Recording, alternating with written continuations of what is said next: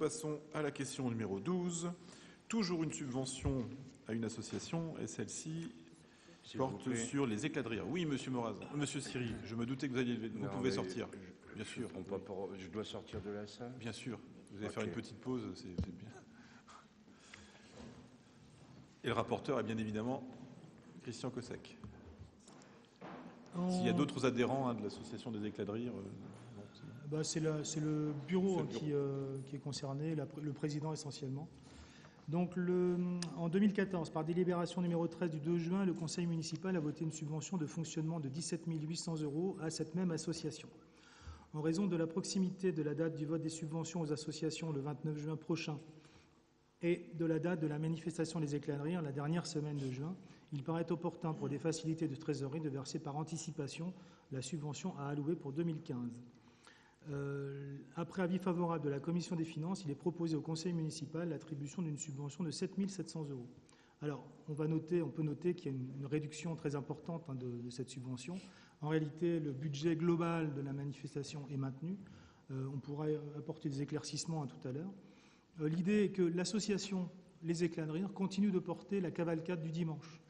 Elle garde cette responsabilité de l'organisation des chars, de la décoration des chars, de la cavalcade et de l'animation de la cavalcade. En revanche, la ville prend à sa charge l'animation générale de ces éclats de rire. L'idée étant cette fois-ci, cette année, que les éclats de rire ne soient pas limités à un dimanche, au dimanche après-midi, mais soit une manifestation qui s'étale sur l'ensemble de la semaine. Donc pour donner un caractère festif, mais plus large, sur des animations diverses, au-delà de la cavalcade. C'est pourquoi cette subvention, en accord avec l'association d'ailleurs, tout à fait, est proposée. Donc le reste, les crédits correspondants, je vous laisse lire. Merci, M. Cossec. Alors, il y a Mme Capel qui veut prendre la parole.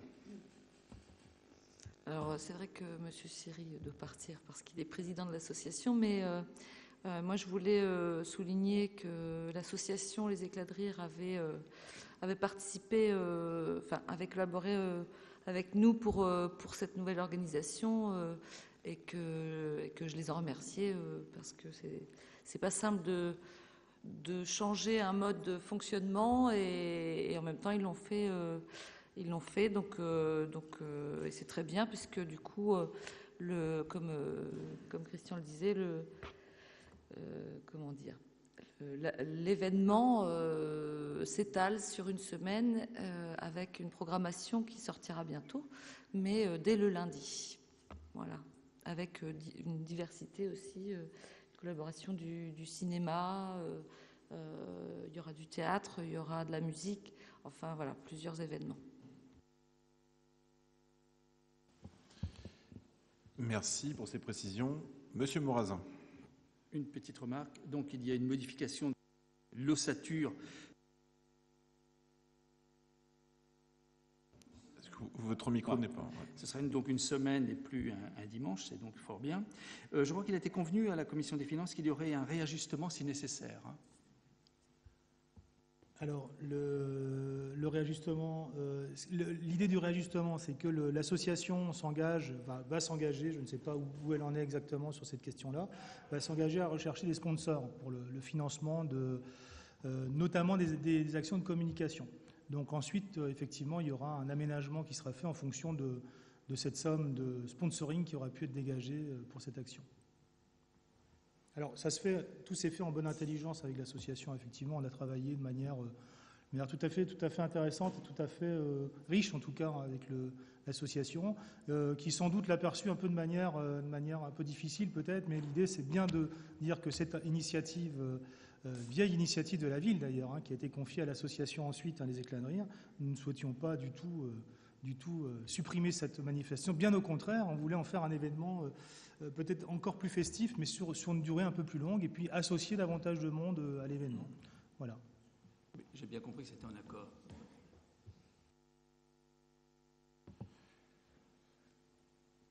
Merci. Donc effectivement, vous l'avez compris, il s'agit de faire évoluer avec l'ensemble des partenaires qui agissent autour de cette fête des éclats de rire, de faire évoluer l'événement de façon à le faire durer dans le temps et à l'enrichir. C'est moins nous l'espérons, pour cette nouvelle édition, quelque chose qui sera perçu comme positive par tous. Donc nous pouvons mettre aux voix cette question numéro 12. Y a-t-il... Ah non, Madame Leroy, pardon, excusez-moi. Non, c'est une question générale. Donc nous venons de voter 3 subventions, enfin celle pour les éclateries n'est pas encore votée, mais je pense qu'elle le sera, enfin j'espère. Je pense qu'il serait peut-être bon quand même de nous donner, peut-être tous les 6 mois ou 8 mois, je ne sais pas, la liste des subventions qui ont été attribuées courant de l'année, avec la référence N-1 pour que nous puissions voir exactement où nous en sommes dans l'attribution des subventions. Oui, donc effectivement, ça sera le cas. Dorénavant, on est en train de mettre en place une réforme de l'organisation justement de cette question des subventions et des relations entre la municipalité et les associations en général. Donc très bientôt, il y a une commission vie associative et sport qui va se réunir afin de voter l'ensemble des subventions pour l'année 2015. Et donc, on proposera ça au conseil municipal de fin juin. Alors, en 2016 probablement, on va démarrer, enfin en 2015, en septembre 2015, on va démarrer un cycle de travail avec les associations au sens large.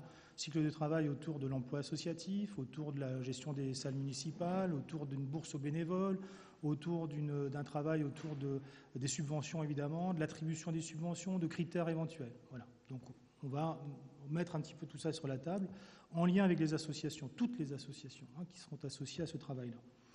L'idée étant d'arriver probablement en 2016 à avoir une organisation et une information en direction des associations dans le cadre de ces demandes de subventions notamment.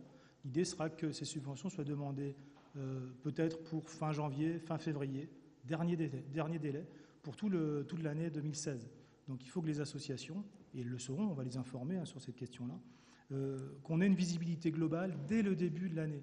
Et aujourd'hui, on traite un peu les choses effectivement au fur et à mesure, au flux, et c'est pas très satisfaisant. Là, je suis d'accord tout à fait. Donc l'idée, ça va être que probablement dès l'an prochain, fin janvier, fin février probablement ça sera sans doute la date qui sera retenue.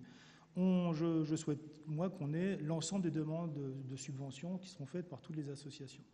Qu'ensuite, dans notre commission vie associative et sport, puis dans la commission des finances, qu'on puisse justement examiner ça froidement, tranquillement, et sans le faire un petit peu au flux, sans avoir une visibilité satisfaisante.